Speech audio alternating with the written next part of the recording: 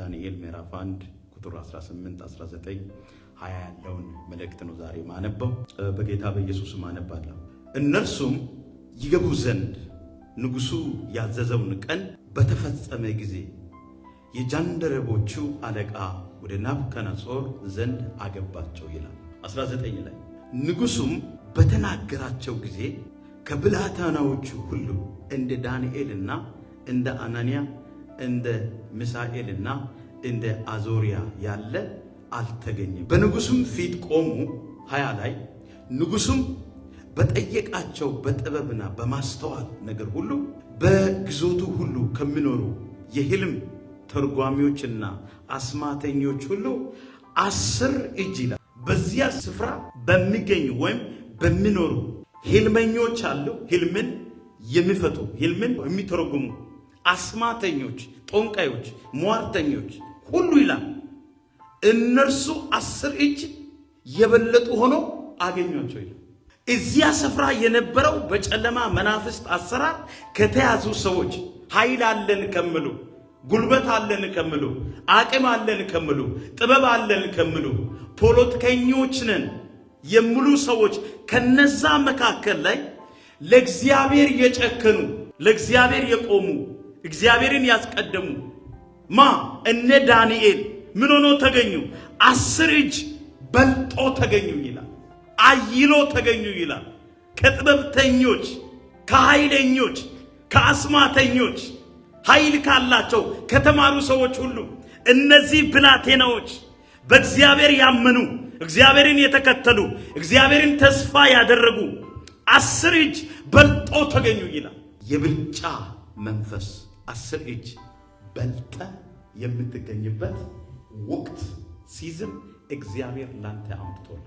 በምታገለግለው አገልግሎት፣ በምትሰራው ስራ፣ በምትማረው ትምህርት ቤት፣ በምትወጣው በምትገባ እግዚአብሔር አምላክ የእግዚአብሔር ቃል እዚህ ለነ ዳንኤል እንደተናገረ 10 እጅ በልቀ እንደምትገኝ በእውቀት፣ በገንዘብ፣ በጸጋ፣ በቢዝነስ፣ በቤተሰብ፣ በኃይል፣ በታድሶ እዚህ ስፍራ ላይ ዳንኤል በልጦ እንደተገኘ ዛሬ እግዚአብሔር እንደዚህ ይላቸዋል። በልጣችሁ ትገኛላችሁ በጌታ በኢየሱስም። አይቀጥሉም፣ አይሰፉም የሚሉ ጠላት እያለ እግዚአብሔር አምላክ በብልጫ መንፈስ በልጣችሁ እንደምትገኙ፣ ይህ ዘመን የብልጫ ዘመን እንደሆነ፣ የብልጫ ሳምንት፣ የብልጫ ወር እንደሆነ እግዚአብሔር አምላክ በዚህ ስፍራ ላይ እየተናገረ ነው። ዳንኤልና ጓደኞቹ በባቢሎን ቤተ መንግስት ውስጥ እንደሚኖሩ ሲመረጡ ስማቸው እንዲቀየር ንጉሱ ምግብ አመጣ። በደንብ ስሙ። ምግብ አመጣ። ምግብ ውስጥ ምን አለ? ምግብ ውስጥ የተበከለ ነገር አለ። ኃይላቸው ጸጋቸውን የሚልጭ ነገር አለ። ምን ውስጥ? ምግብ ውስጥ። ያንን ቤተ መንግስት ውስጥ ገብቶ እነ ዳንኤል ያንን ምግብ ቢበሉ ምን ይሆናል? ፖይዝን። they cannot live። በኃይል መቀጠል አይችሉም። መንፈሳዊ አይኖቻቸው ይጨልማል። መንፈሳዊ እይታ አይኖርም። የእግዚአብሔር ክዳን ይፈርሳል። ለምን? ጨለማው ሟርተኞች ተመካክረው ለነዚህ ለብላቴናዎች ምን ይዞ መጣ? ንጉሱ ግብዣ አዘጋጀ። የት? ቤተ መንግስት። እነዚህ ብላቴናዎች ግን እግዚአብሔርን ስለሚሰሙ ንጉሱ ያዘጋጀው ነገር ቀድሞ አዩት። ንጉሱ ስማቸው ሊቀይር ነው። እምቢ አለ። አንቀበልም አሉ። አንበላም አሉ። ለእግዚአብሔር እንጨክናለን አሉ። እግዚአብሔር ያለው ነገር በህይወቴ ላይ ቅድም እንደጸለየው የእግዚአብሔር ሰው እግዚአብሔር ያለው ነገር በህይወቴ ላይ ይሁን እንጂ ነገስታቶች የሚሉት ነገር፣ ኃያላን የሚሉት ነገር በህይወቴ ላይ አይሆንም ብሎ ጨከኑ። እኛ ስንጨክን በእውነቴ ነው የምላቸው፣ እኛ ስንጨክን እግዚአብሔር አምላክ የብልጫ መንፈስ ይዞ ይመጣል። አትዋረድም፣ አትወርቅም።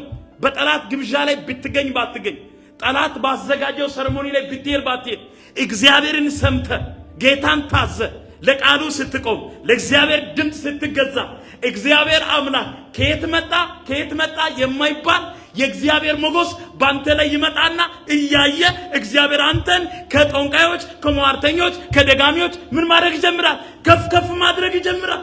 እዚህ ቦታ ላይ የምናየው እግዚአብሔር አምላክ ዳንኤልን ከፍ አደረገ።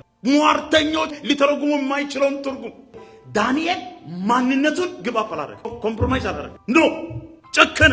I don't want to do anything by you gold በብራችሁ፣ በወርቃችሁ፣ በዝናችሁ፣ ቤተ መንግስት የሚያምረው ወርቅ ሊኖር ይችላል፣ ወርቅ ወንበር ሊኖር ይችላል፣ ወርቅ መኪና ልታመጡ ትችላላችሁ። እኔ ግን ክርስቶስ በኔ ውስጥ ያስቀመጠው ቅባት አለ። I don't want to be compromised። እግዚአብሔር ትክክል ነው፣ አይደንቲቲ ትክክል ነው። አልሸወድም፣ አልሰረቅም፣ አላስደፍርም። ወጣቶች ናቸው። መብላት ያምራቸዋል፣ መጠጣት ያምራቸዋል፣ መልበስ ያምራቸዋል። መኪና ቢሰጣቸው መኪና ያምራቸዋል። ግን ዳንኤል didn't open even ትንሽ ቀዳዳ አልከፈተም ነው አለ። እኔ ውስጥ ያለው መንፈሱን አውቃለሁ። እኔ እግዚአብሔር ሰማይና ምድርን የፈጠረውን እግዚአብሔርን አውቃለሁ። ስምን አትቀይርም አለ። አትቀይርም። በኔ ውስጥ ያለው እግዚአብሔር ያስቀመጠውን ጸጋ ባንተ ምግብ ውስጥ የሆነ ነገር ሟርታ ሰርተ አምጥታ እኔ ውስጥ ያለው ጸጋውን ኪል ታደርግ አትችልም። እኔ ከጨለማ ጋር አልደባለቅም። ጨለማው በጋበዘው ግብዣ ስፍራ ላይ አልገኝም። በጌታ በኢየሱስም እኔ እጨክናለሁ። የጠራኝ አምላኬ ትክክል ነው። የቀባኝ አምላኬ ትክክል ነው።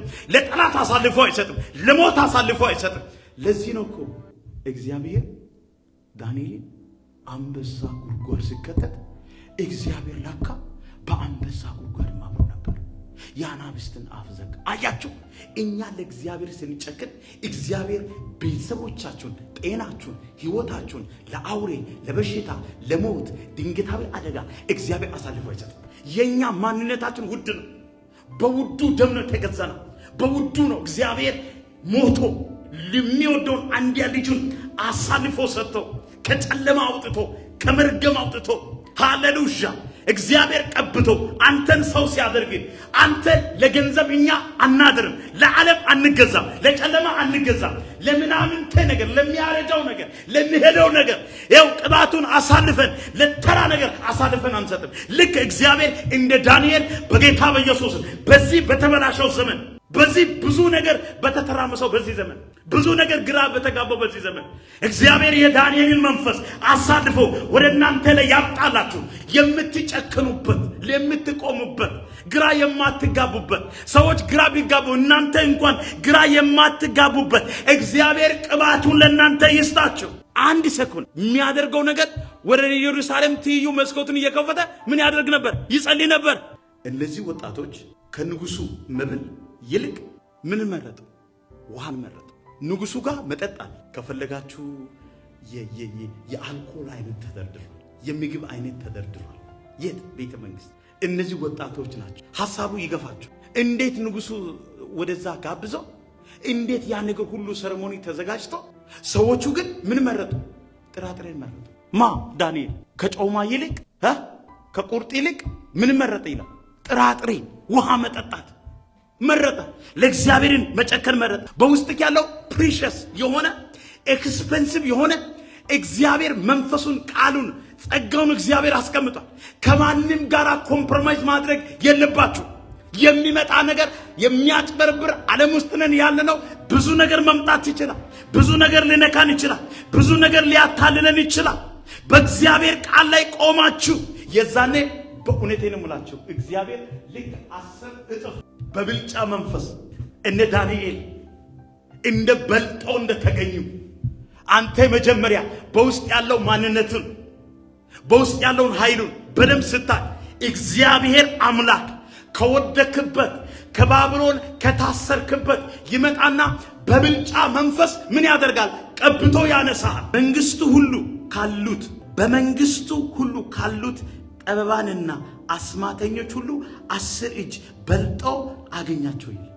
ባንተ ውስጥ ያለው መንፈስ የበታች የሚያደርግ አይደለም። ባንተ ውስጥ ያለው መንፈስ ባዶ የሚያደርግ አይደለም። ባንተ ውስጥ ያለው ማለት ፍሪ የሚያደርግ አይደለም።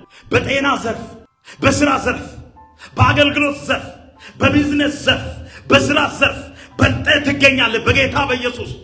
በዳንኤልና በጓደኞቹ በምርኮ እኮ ነው ያሉት። ታስሮ እኮ ነው ያሉት። ተገዝቶ እኮ ነው ያሉት።